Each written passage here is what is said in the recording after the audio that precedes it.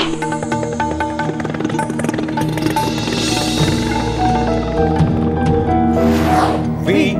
the people of India, having solemnly resolved to constitute India into a sovereign, socialist, secular, democratic republic and to secure to all its citizens. নমস্কার, শুরু করছি আজকে চতুর্থ স্তম্ভ। আমি ইন্দ্রাণী। ভারতীয় রাজনীতি এক উত্তাল সময়ের মধ্যে দিয়ে চলেছে, যেখানে কেন্দ্রীয় তদন্তকারী সংস্থাগুলোর বাড়তে থাকা সক্রিয়তা, কেন্দ্র রাজ্য সম্পর্কের অবনতি আর নির্বাচনী প্রক্রিয়ার স্বচ্ছতা নিয়ে দেশ জুড়ে এক উত্তাল বিতর্ক চলছে। ঠিক এইরকম এক রাজনৈতিক আবহে কেন্দ্রীয় স্বরাষ্ট্রমন্ত্রী অমিত শাহ সংসদে ১৩০তম সংবিধান সংশোধনী বিল ২০২৫ পেশ করেছেন, যা ভারতীয় গণতন্ত্রের মৌলিক কাঠামো এবং ক্ষমতার ভারসাম্য নিয়ে নতুন করে আলোচনার জন্ম দিয়েছে। বা বলা ভালো, বিরোধীরা মনে করছেন এই দানবীয় বিল আসলে সব প্রতিবাদের ভাষা কেড়ে নেবার জন্যই আনা হলো। বাংলাতে এখনই কথা উঠছে যে তাহলে কি মমতা বন্দ্যোপাধ্যায়কে গ্রেফতার করে রাজ্য দখলের চেষ্টা চালাচ্ছে বিজেপিও? এই বিলের মূল প্রস্তাবনা সোজা চোখে অত্যন্ত সরল এবং নৈতিকভাবে সমর্থনযোগ্যও বটে। যদি কোনো প্রধানমন্ত্রী, কেন্দ্রীয় মন্ত্রী, মুখ্যমন্ত্রী বা রাজ্যের মন্ত্রী গুরুতর ফৌজদারি অপরাধের অভিযোগে একটানা ৩০ দিনের বেশি সময় ধরে বিচার বিভাগীয় হেফাজতে বা জেলে থাকেন, তবে তাকে পদত্যাগ করতে হবে অথবা পদ থেকে অপসারিত করা হবে। সরকারি কর্মচারীদের ক্ষেত্রে তো ৪৮ ঘন্টা জেল হেফাজত হলেই সাসপেনশন অবধারিত, কাজেই নেতা মন্ত্রীদের তা হবে না কেন? এরকম একটা সরল যুক্তি দেওয়াই যায়। এই বিল পেশ করার তাৎক্ষণিক প্রেক্ষাপট হিসেবে দিল্লির মুখ্যমন্ত্রী অরবিন্দ কেজরিওয়ালের গ্রেফতার এবং তার জেল থেকে সরকার পরিচালনার নজিরবিহীন প্রচেষ্টার ঘটনাকে সামনে রাখা হয়েছে। কিন্তু প্রশ্ন হলো, একটি নির্দিষ্ট ঘটনার প্রতিক্রিয়ায় তৈরি হওয়া এই আইন কি শুধুমাত্র সেই শূন্যতা পূরণের মধ্যেই সীমাবদ্ধ থাকবে, নাকি এর সুদূর প্রসারী প্রভাব ভারতীয় গণতন্ত্রের ক্ষমতার ভারসাম্যকেই চ্যালেঞ্জ করবে? এই বিলের সবচেয়ে গুরুত্বপূর্ণ এবং বিতর্কিত অংশটা হলো এর মূল প্রস্তাবনা, যা পদের মেয়াদকে বিচার বিভাগীয় হেফাজতের সঙ্গে যুক্ত করেছে। জোড়া হয়েছে ৩০ দিনের শর্ত। বলা হয়েছে, যদি দেশের প্রধানমন্ত্রী, কোনো কেন্দ্রীয় মন্ত্রী, রাজ্যের মুখ্যমন্ত্রী বা কোনো মন্ত্রী এমন কোনো ফৌজদারি অপরাধের অভিযোগে গ্রেফতার হন, যে অপরাধের জন্য সর্বোচ্চ শাস্তি ৫ বছর বা তার বেশি কারাদণ্ড হতে পারে, এবং তিনি যদি সেই অপরাধের অভিযোগে একটানা ৩০ দিন বিচার বিভাগীয় হেফাজতে থাকেন, তবে তাকে পদ থেকে সরে যেতে হবে। ৩১তম দিনে তার পদত্যাগ বাধ্যতামূলক বা তাকে অপসারিত করা হবে। মানে মামলার রায় নয়, মামলা চলাকালীন জেল হাজতে থাকলেই চলে যাবে কুর্সি।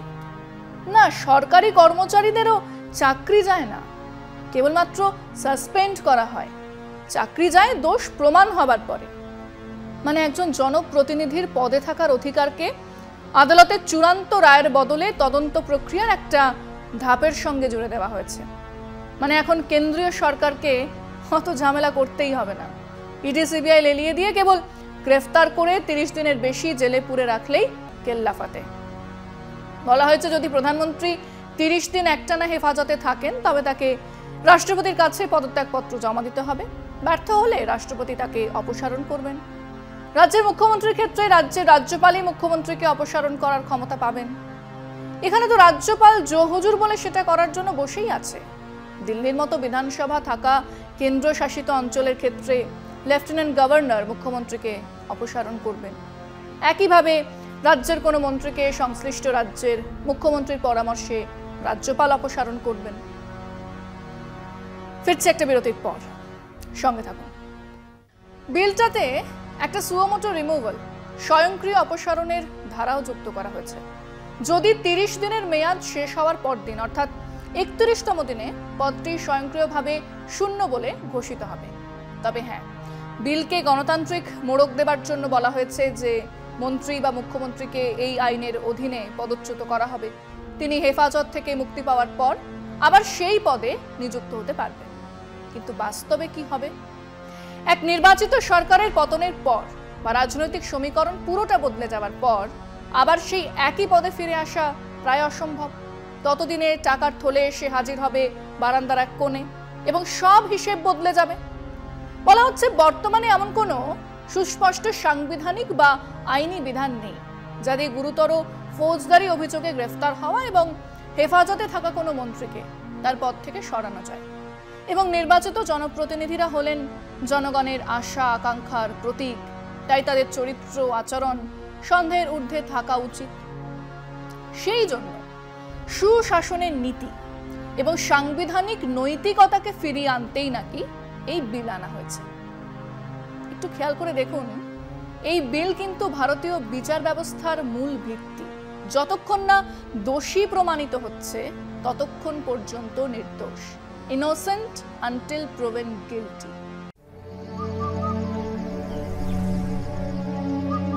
আপনার প্রিয় মাকাই বাড়ি এখন নতুন প্যাকে। এই নীতির একেবারে উল্টো দিকে দাঁড়িয়ে আছে। যদিও ন্যাকামি করে প্রধানমন্ত্রীকে এই আইনের আয়তায় আনা হয়েছে, কিন্তু সত্যিটা হলো যে কেন্দ্রীয় তদন্তকারী সংস্থাগুলো যেমন সিবিআই বা ইডি প্রধানমন্ত্রীকে গ্রেফতার করার ক্ষমতা রাখে, সেগুলো তো কার্যত প্রধানমন্ত্রীর নিয়ন্ত্রণেই আছে। স্বরাষ্ট্র মন্ত্রকের অধীনেই তারা কাজ করে। ফলে ক্ষমতাসীন প্রধানমন্ত্রীর বিরুদ্ধে এই সংস্থাগুলির পদক্ষেপ নেওয়ার সম্ভাবনা প্রায় নয়, একেবারে শূন্য। কিন্তু বিভিন্ন বিরোধী শাসিত দলের মুখ্যমন্ত্রীদের অবশ্যই গ্রেফতার করতে পারে, আর এই বিলের আসল উদ্দেশ্য সেটাই। আরেকটা দিকও ভাবতেই হবে, ভারতীয় আইন ও বিচার ব্যবস্থার এক মৌলিক নীতি হলো অভিযোগ এবং দোষী সাব্যস্ত। এই দুটোর মধ্যেকার পার্থক্য। এই বিলে সেই পার্থক্যকে প্রায় মুছে দিয়ে হেফাজতে থাকা বা বিচার বিভাগীয় আটক হলেই তাকে পদ থেকে সরানোর কথা বলা হচ্ছে, যা এখনকার আইনি কাঠামোর থেকে বড় বিচ্যুতি। রাজনীতিকে অপরাধমুক্ত করার ক্ষেত্রে ভারতের সুপ্রিম কোর্টের একটি ঐতিহাসিক রায় হলো লিলি থমাস বনাম ভারত সরকার 2013 মামলা। এই মামলার রায়ের পর থেকে কোনো জনপ্রতিনিধি 2 বছর বা তার বেশি সময়ের জন্য জেল হাজতে শাস্তি হওয়ার সঙ্গে সঙ্গে তার সদস্যপদ খারিজ হয়ে যাওয়াটা বাধ্যতামূলক হয়ে যায়। লালু প্রসাদ যাদব, জয়ললিতার মতো প্রভাবশালী রাজনীতিবিদরা এই রায়ের কারণেই তাদের পদ হারিয়েছিলেন। রাজনীতিকে পরিচ্ছন্ন রাখার ক্ষেত্রে এই রায় একটা গুরুত্বপূর্ণ পদক্ষেপ ছিল। কিন্তু এখন রাজনৈতিকভাবে ক্ষমতাচ্যুত করার জন্য শুধুমাত্র একটা মামলা দায়ের করে তাকে 30 দিন হেফাজতে রাখাটাই যথেষ্ট হবে। কয়েক বছর পর যদি তিনি আদালত থেকে নির্দোষ প্রমাণিতও হন, ততদিনে তার রাজনৈতিক জীবন বা তার দলের যে অপূরণীয় ক্ষতি হওয়ার তা হয়ে যাবে। এবং পুরো সুযোগটা নেবে ইউনিয়ন গভর্নমেন্ট, দিল্লি সরকার, মোদি, অমিত শাহ। আর সেই জন্যই এই বিল আনা হচ্ছে। আসছি পরের আলোচনায় আর একটা বিরতির পর, সঙ্গে থাকুন। যদি পৃথিবীর দিকে তাকাই তাহলে দেখব দুনিয়ার বড় বড় গণতান্ত্রিক দেশগুলোতে নির্বাচিত জনপ্রতিনিধিদের অপসারণের জন্য অত্যন্ত সতর্ক এবং সুনির্দিষ্ট কিছু নিয়ম মেনে চলা হয়। নিছক হেফাজতে থাকার ভিত্তিতেই একজন নির্বাচিত সরকার প্রধানকে সরিয়ে দেওয়ার ধারণাটা কোথাও নেই। মার্কিন যুক্তরাষ্ট্রে রাষ্ট্রপতিকে অপসারণের প্রক্রিয়া হলো ইমপিচমেন্ট। এটা একটা পুরোপুরি আইনসভা নিয়ন্ত্রিত প্রক্রিয়া। প্রথমে হাউস অফ রিপ্রেজেন্টেটিভস সংখ্যাগরিষ্ঠ ভোটে ইমপিচমেন্টের আর্টিকেল বা অভিযোগগুলোকে পাশ করবে। এরপর সেনেটে বিচার প্রক্রিয়া চলবে, যেখানে 2/3 সদস্যের ভোটে দোষী সাব্যস্ত হলে তবেই তাকে পদ থেকে অপসারণ করা হবে। এবং সেটাও শুধুমাত্র গুরুতর রাষ্ট্রদ্রোহ, ঘুষ বা অন্যান্য বড় অপরাধ আর অসদাচরণের ক্ষেত্রেই এই চরম পদক্ষেপ নেওয়া হবে। ব্রিটেনে যদি কোনো সংসদ সদস্য কোনো অপরাধে দোষী সাব্যস্ত হয়ে 1 বছরের বেশি সময়ের জন্য জেলে যান, তবে তিনি স্বয়ংক্রিয়ভাবেই তার পদ হারান।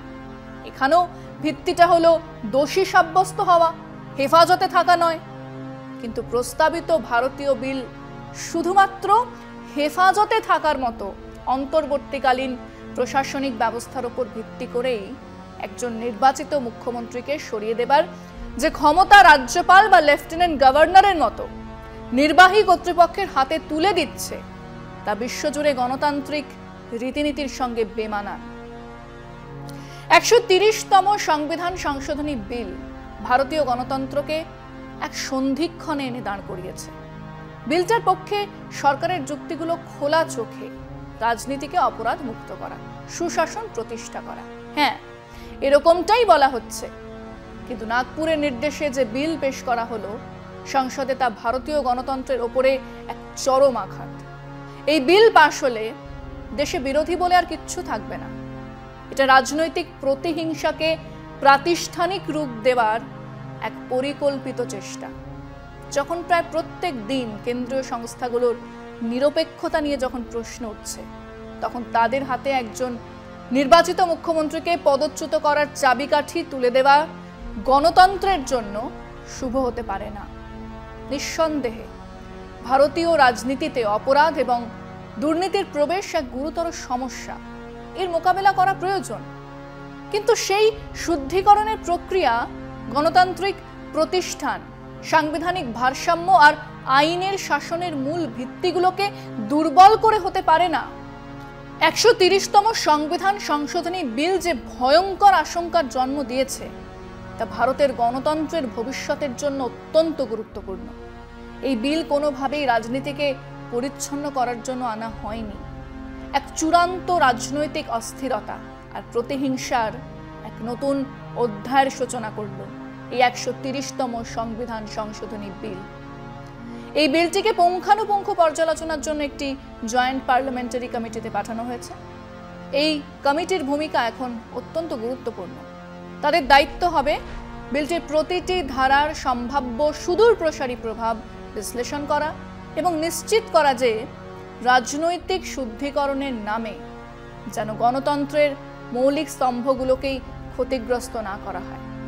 এই বিলটি ভারতের গণতন্ত্রের জন্য একটি অগ্নি পরীক্ষা এবং এর চূড়ান্ত পরিণতি নির্ধারণ করবে দেশের ভবিষ্যৎ রাজনৈতিক গতিপথ। এখানেই শেষ করছি। শুভরাত্রি।